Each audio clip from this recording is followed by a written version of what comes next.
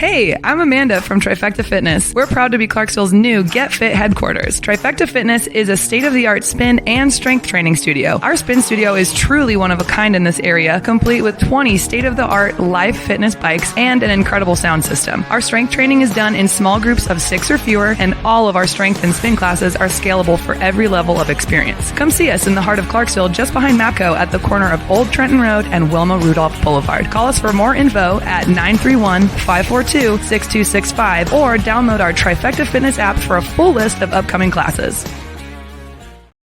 Specializing in metal parts, machining, and fabrication since 1960, Girding Enterprises has excelled in the machining process. A truly American company, Girding Enterprises has gone from one-man shop in a basement to a world-class machine shop with over 20 employees. We strive to uphold the highest level of quality while constantly improving our efficiency level in order to offer the most affordable prices to our customers. Visit us online at girdingent.com or give us a call at 636-274-9802.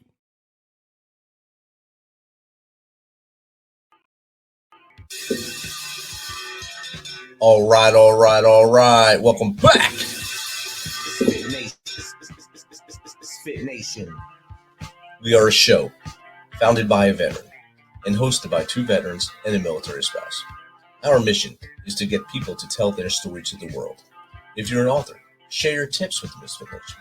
If you're a musician or actor, our audience needs to know how they too can get into the business. Coaches, we love our coaches. Come on and share some of your tips with the Misfit Nation to help them become better versions of themselves. If you're a corporate leader or an entrepreneur, come on and share how you did it and how hard you have fought for success. If you're a veteran, first responder, or Gold Star family, we would love to have you come on and just share your story with the Misfit Nation. We always have time for you. If you're feeling down, alone, or starting to see the darkness, stop. Think about those who are around you. You are not alone. You will be missed. If you feel like your problems will be a burden to those in your inner circle or are embarrassed, dial 988. If you are a veteran, take option 1. We need you to keep pushing forward. Don't make a permanent solution to a temporary problem. If you're a new listener, welcome to the Misfit Nation. Be sure to subscribe to our show on your favorite podcast apps and also on our YouTube channel at @_Misfit Nation. Subscribe and click the bell to keep you up to date with our latest episodes and all of our news. You can also find us on Heroes Media Group and About Face Radio. Now, let's get to the show.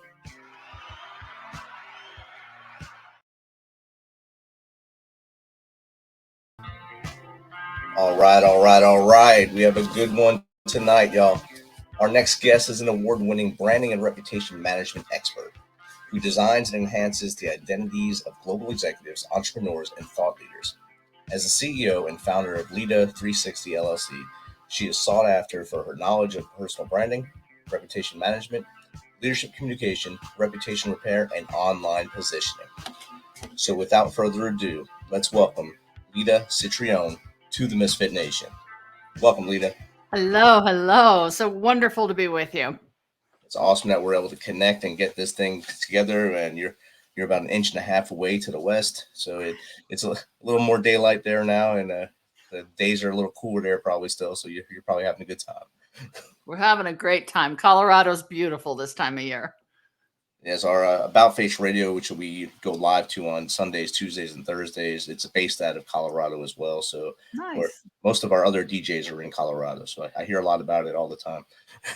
Yeah, we like to tell people, but then we get mad when everybody moves here. Exactly. So it's the whole Colorado thing. So, Lida, I gave a little bit about you there. If you don't mind, tell us a little bit more about you from as far back as you want to go to how we got here today. Well, I won't go all the way back.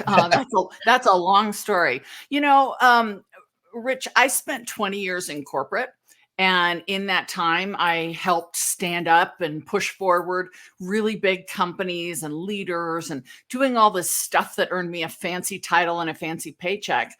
But in 2008, I decided to start my own business. And what I wanted to do is, instead of thinking about the corporate brand and the corporate position, I wanted to see what it would be like to work with people in those same processes. And 15 years ago, nobody knew the term personal branding and all of that. But I did. I started a business, my consultancy here in Colorado, working with global leaders. So really people all over the world who want to tell their story in an intentional and specific way to drive certain opportunities.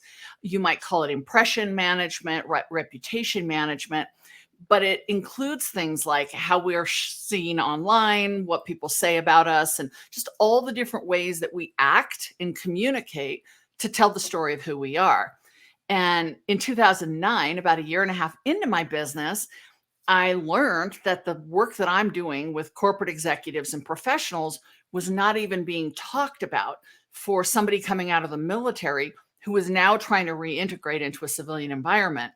They weren't being taught how to sell themselves, how to promote their skills, how to talk about themselves. And I decided as a civilian that I was going to try and help. And that was a long time ago. 3 books, a TED Talk, LinkedIn learning courses, and thousands of hours of coaching and speaking. Later, here's how I am. Here's where I am. So in a nutshell, that's what I do. That's a wild journey. And to go from the corporate world to what you do now, and just having that light bulb moment to say, hey, no one's really helping those who help us or those who are serving our country. How do I help them to learn how to sell themselves really and brand themselves? And that's something basically I got out in 2015, and it was hey, good luck, go through this course and check these blocks and we're done with you. Yeah. Good luck.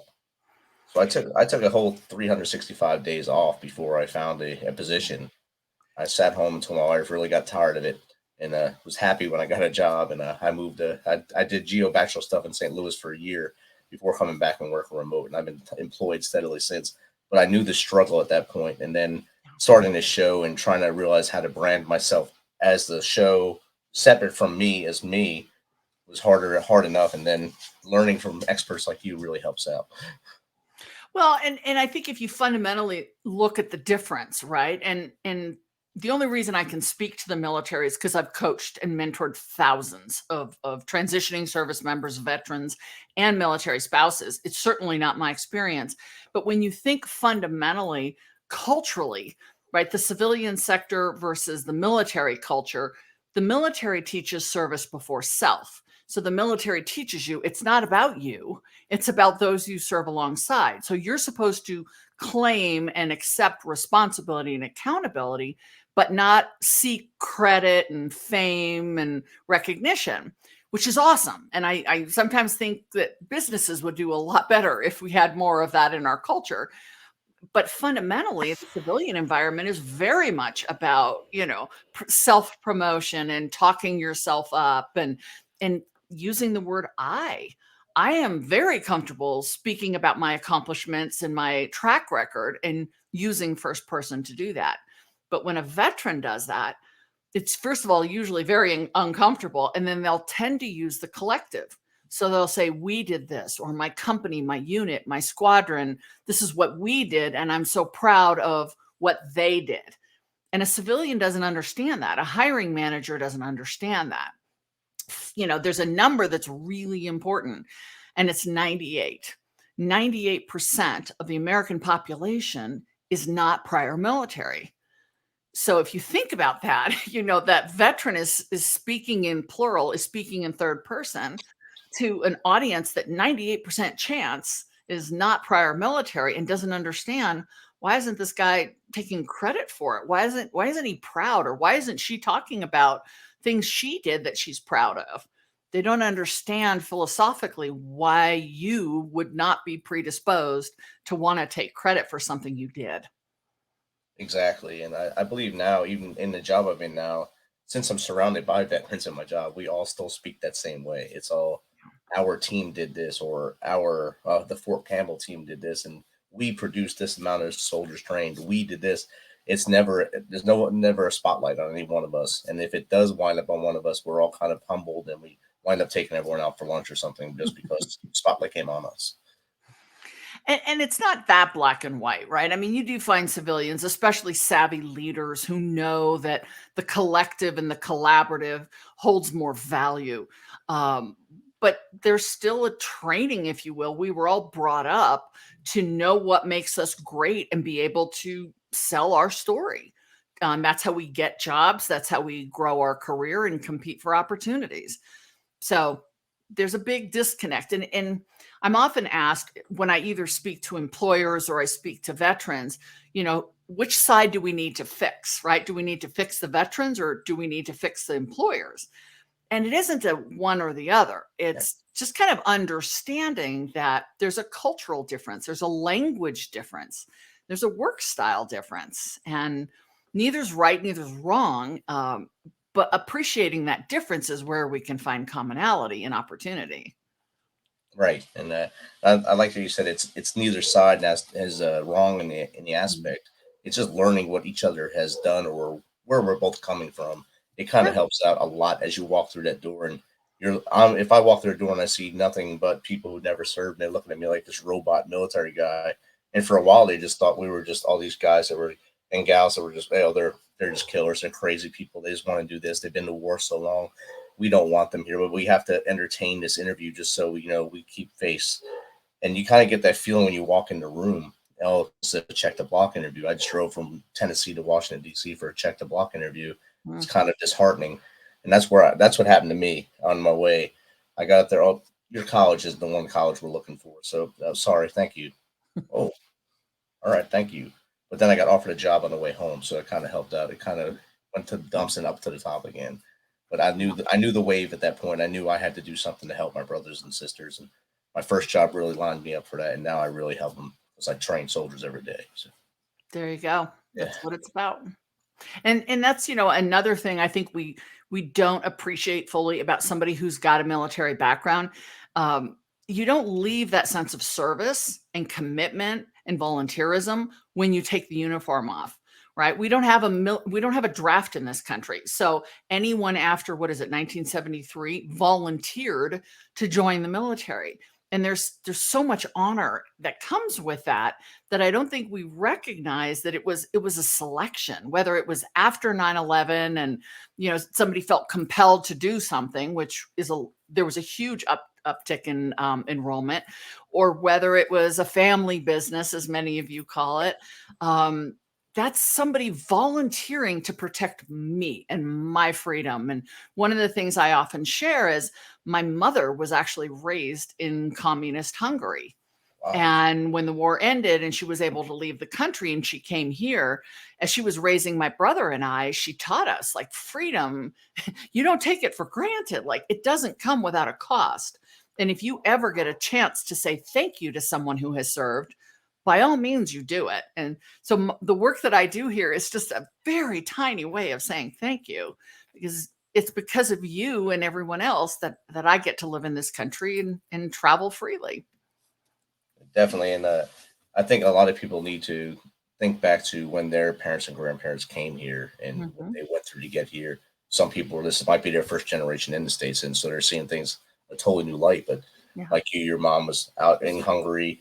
My grandfather was the first one to come here from Italy in 1906. Wow. So my dad was the first generation American Italian, and then us scoundrels after him. But Dad served in the army because that's what they did. His age group, that's what they did. They grew up, they served, they did their service, then they went on to do careers and build families and such like that. And then I looked at him in there and sat on his lap watching the military. It was either Vietnam or something happened in the Middle East, and I said, "That's what I'm going to be a soldier. It looks like it's a lot of fun." Like, it's not, but that's what you want to do. Yeah. And finally, he finally let me join. Well, when he had no choice, when I was already in college, I just couldn't do it no more, and I joined. And he said he was proud of me, but he was always scared that something would happen. And of course, we went to war for 20 years. So, yeah. Well, I think fear is a big part of it, right? And it's just not just your fear, but it's the spouses, it's the children, it's the parents of, the soldier, the airman, the Marine. it is a family commitment to serve this nation. And yeah, and you volunteered. So that's pretty cool. And especially during, like you said, there was a lot of the wave right after 9/11 of people that raised their hand right away and went running in. But then there was kids that were war in, say, in 2001. In 2018, we're still at war and they're joining. Yeah. And they know we're still at war. So that's something you got to think about. This young man, this young woman knew that we were still in conflict and still raised their right hand and said, I want to do this. Pretty And amazing. That makes your heart swell a little bit and know that Mhm. we still have good people that still want to lay it down for their country and their fellow brother and sister. Absolutely. And thank goodness for that, right? And which takes us back to what you do for when they come out on the other side of it. So if they joined in 2018, some of them might be getting out right now. They Mhm. might have done the 4-year, 5-year thing. And hey, how do I get into the other side of the world here? How do I take these boots off and become into a corporation? Or how do I turn my skills into an entrepreneurship or something like that? How do you face that head on with them? Well, I several different ways. So I've written 3 books. 2 are directed at that service member or military spouse who's getting ready to leave their military duty. One is actually for employers. So kind of came at it from the other angle. But I have tons of online programs. I write for military.com. I've been writing for them for almost 11 years now. My LinkedIn learning courses are wildly popular with the military space. I also do a lot of mentoring as well as coaching, and then I speak. So every month for almost 9 years, this summer it'll be 9 years, I've been going down to the Air Force Academy and I teach in the TAP program. I'm on the first day of TAP right before they talk about finance, which is really fun. They're all jacked up and all excited and ready to go. And then they talk about credit cards and the interest rates. I go all over the country and speak at conferences on military installations. Just anywhere I can get an audience with a military group is perfect. And what I'm doing is I'm taking them through sort of the inside out process of building your brand. And when I do this in a corporate environment, totally different response. When I do this in a military, whether someone has served 4 years or 44 years, the looks that I get are so different because I'm talking about like, who are you, Rich, as a person, as a human being, and what do you value? What do you stand for? What are you passionate about? And they're like, wait, what? Like I've not thought about these things. And even someone who's been in for 4 years, your focus has been so, elsewhere, but we're talking about who you are and how you want to show up in this world in your next career. And for some folks, I mean, I think the highest I've coached is 3 stars. It's a really hard conversation for them to navigate. It brings up all sorts of things. And then that disconnect of service before self shows up. And, I feel like I'm being boastful or I'm taking credit for the service of others. And that's not what's happening. It's just in order to go forward in this new culture and new environment, you've got to be able to talk about you, because just to put a resume in front of someone, it's not how people get jobs. It's not how we find careers. You mentioned earlier, taking 365 days off and then getting that first job. It's not hard to get a job, but to find a career path, that's sometimes really hard. And I'm sometimes more worried about the person who, served 20 years or 12 years and they've got that first job and they've checked that box and they think they've got it, they're golden. I want to make sure that person's okay in 6 months or a year, because it's different to choose a career or at least have a sense of direction. This is what I loved about my time in the military. This is the kinds of impact that I had, and that this is the direction I want to go to be able to continue doing that. That's different than they've offered me a job. It's a paycheck. My spouse has stopped yelling. What am I going to do next? We can buy a house near her folks. Everything's calmed down. A lot of folks are making that job decision, but not thinking about their career. And that can be problematic down the road. Exactly. And that's a key point, because I think as of 2016, there was a high percentage of people who would get out and take that first job, but they wouldn't last the 6 months to a year. So a lot of veterans would not last in that first job because, one, they couldn't find that purpose there. They didn't feel a challenge and they just didn't fit in. So they didn't feel like it was what they really wanted, even though they thought it was at the beginning. And they wound up back in the job pool again, trying to find that next real good thing for themselves.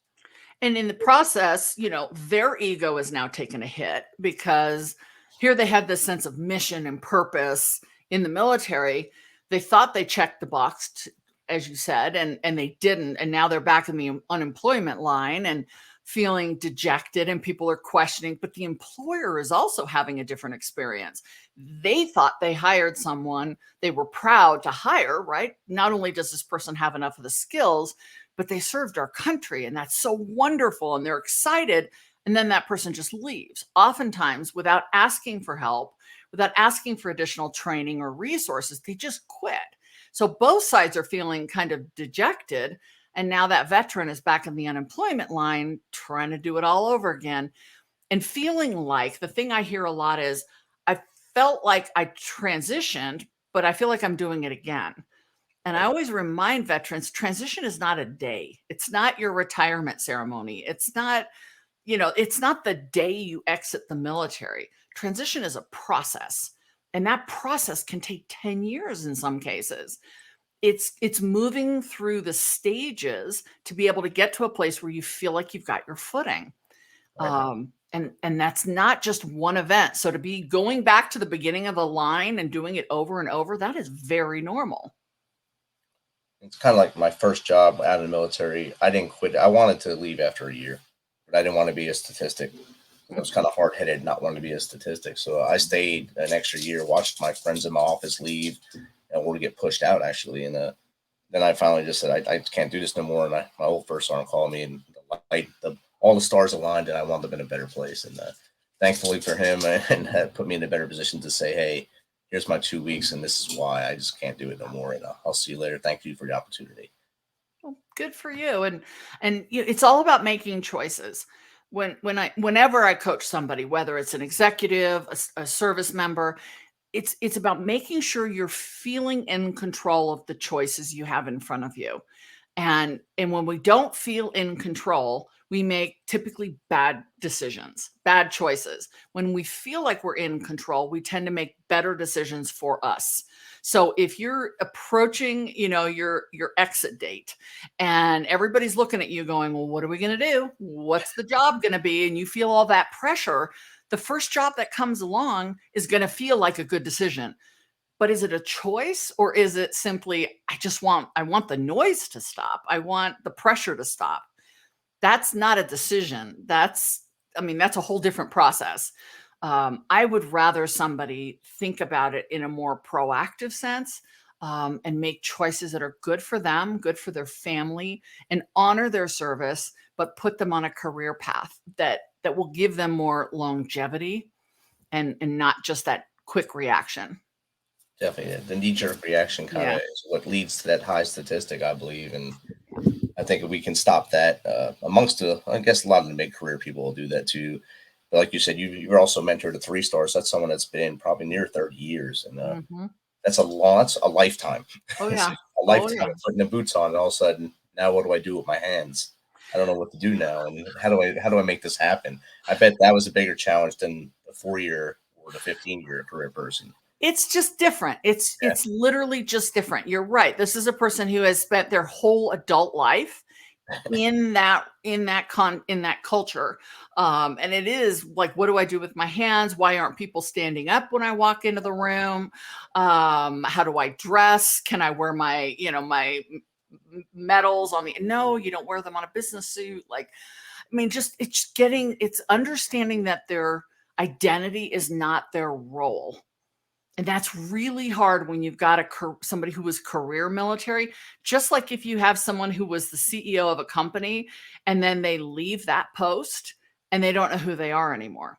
Right. Somebody who's younger, who may have served 4 or 8 years, they're still in that growth period. So they don't have some of the challenges that somebody who's been more career military has, but they also haven't figured out their identity. So they're still in that upward momentum, and then you take them out of the culture. So I wouldn't say one is easier. Just like people ask me, is it easier to work with enlisted versus officer? It's just different. It's just all a different experience. Someone who's had multiple deployments, someone who's got a service disability. Okay, is it an invisible or a visible service disability? Like, they're all just different. And the world needs everybody. So we've just got to make sure that person feels that they are in charge of the options they're attracting and the choices they're making. Definitely. And that's a key point you made there with the officer enlisted, because a lot of the young officers, they stay until maybe captain, and that's their choice line right there. Most of them, they make that decision at captain. It's 4 to 5, 6 years at tops, and they're getting out. And there's a kid that joined at 18. He's 4 to 6 years. They're about the same age. So you have an enlisted kid, an officer. The officer has that college education. That's the only thing they have in their back pocket. The enlisted kid may have some classes that they were able to take along the way, but that might be the challenge between them. But they both are pretty young and still wet behind the ears going into the corporate world at that point, or any career path at that point. And I think that's a good point, because, one of the things I wrote in that book, I'm trying to get the hand thing, that book, Success After Service, is employment isn't the only career path after the military. Education, we see a lot of veterans coming out of the military and getting their bachelor's, getting their, their doctorate, and they're using those post 9/11 GI Bill funds to really advance their education. Now, if they're doing it just because they're not sure what to do, and it's a way to kind of kick the can down the road, that's not the best option. But a lot of them are saying, I've got some military skills. I've got some passion in this area, but an education's really going to give me that entree. So I talk about what it's like for someone who might be 25, 26 years old to be a freshman or to be back in school. I've got one guy right now, he's in his mid 30s, and he goes, I look like the old guy in the classroom. I'm like, mid 30s is old. Wow. Okay. But it's a very non-traditional student experience. He's got a family. He's been to war. Like, he's not like most of the kids he's in school with. Then the other path is entrepreneurship. And we know that veterans do really well as entrepreneurs. It's a high risk environment to be an entrepreneur, but I don't think it compares to what you all do in terms of risk. And we know that a lot of the skills that somebody who has served in the military exits with are fabulous for building businesses, whether it's franchises, new ideas, or established businesses that they just want to take over and run with. So employment, entrepreneurship, and education are really the three places that we see veterans pursue after the military. And entrepreneurship, I think I was 5 months out from before I retired, and I was getting all these calls from entrepreneur, I guess headhunters, I guess that's what they call it, to try to get me to go into their franchise or something. And I was like, I really don't know. I don't know if that's what I want to do. This sounds amazing. I don't think that's what I want to do right now. So I didn't rush into that, thankfully. And I kind of kept my ducks in a row. I didn't get my bachelor's until the January before I retired in June. So it took me a long time to get that bachelor's, but I did it. And now I'm still going to school and starting my dissertation today. Actually, it's first day of the dissertation process. So wow, yeah. So I am the old guy in class.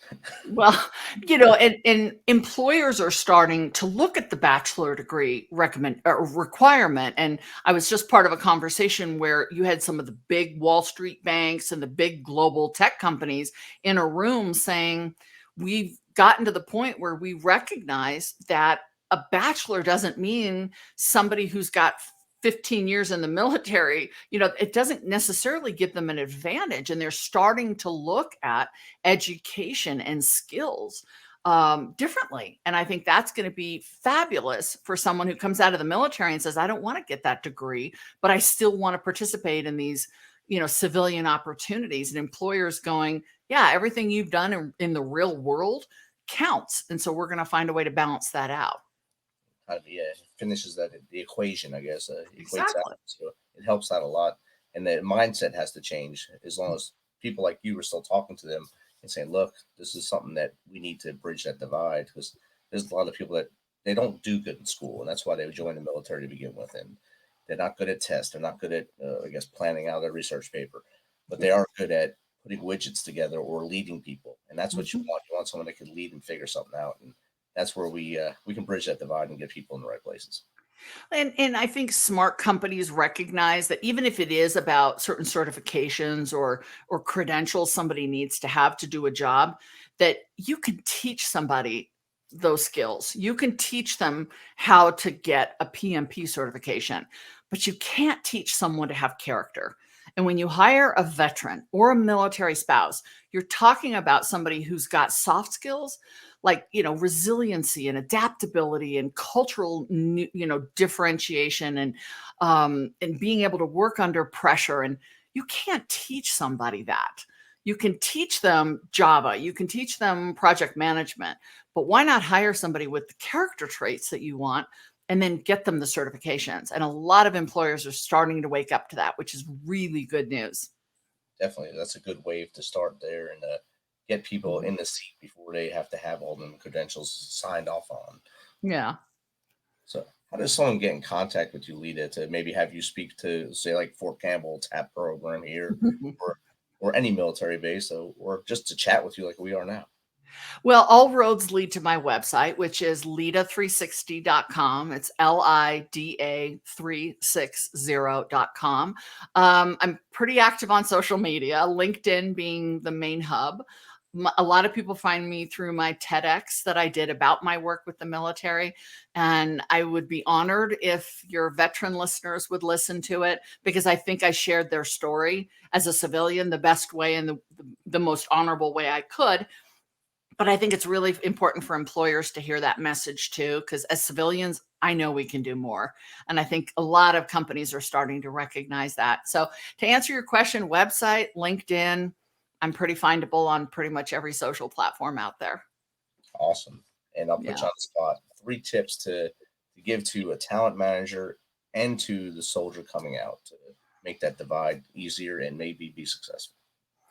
I would say in both cases, understand there's a cultural difference. And I think as civilians, we understand if somebody comes from a different country, that maybe we have to explain things differently, because in our country, we do it this way, and in their country, they might do it differently. But when you see an American veteran in front of you, we forget that there's a cultural difference. So understand both sides should recognize there's a cultural difference. Neither one is wrong. Neither one is 100% right.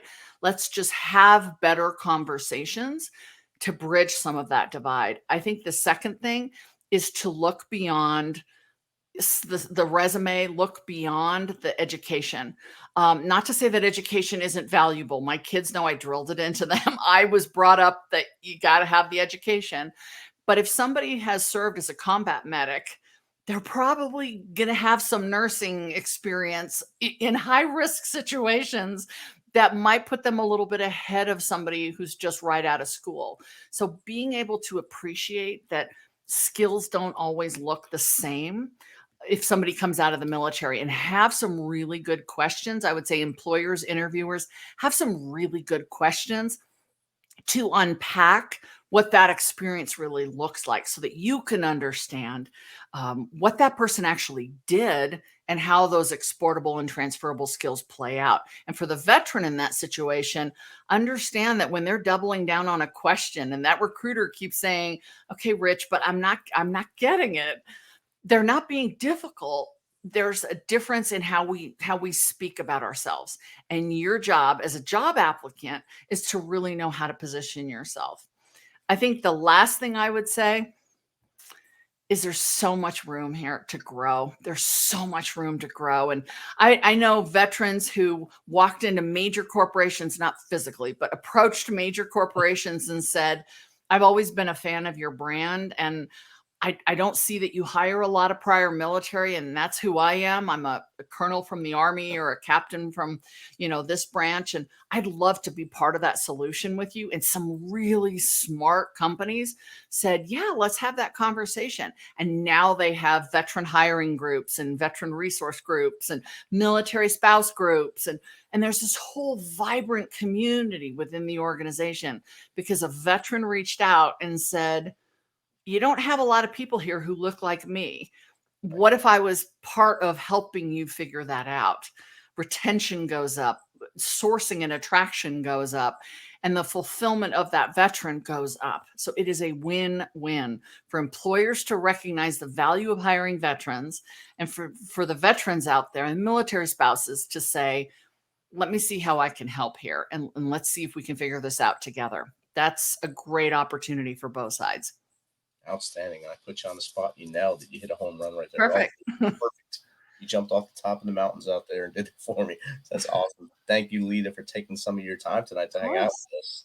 Well, thank you. And thank you for your service to our country. Thank you for everyone who is listening, military spouses and veterans, as well as active duty service members who might be listening. And for the employers who are listening, it is worth the conversation. Please reach out to people like Rich, people like me, and just start those conversations. Awesome. Thank you and have a good night. Thank you as well. Thanks for checking us out and being a part of the Misfit Nation. Don't forget to visit our website at themisfitnation.com. It's themisfitnation.com to catch up on all of our episodes and also to get some of that great Misfit Nation gear. As always, be humble, stay hungry, and keep hustling because we are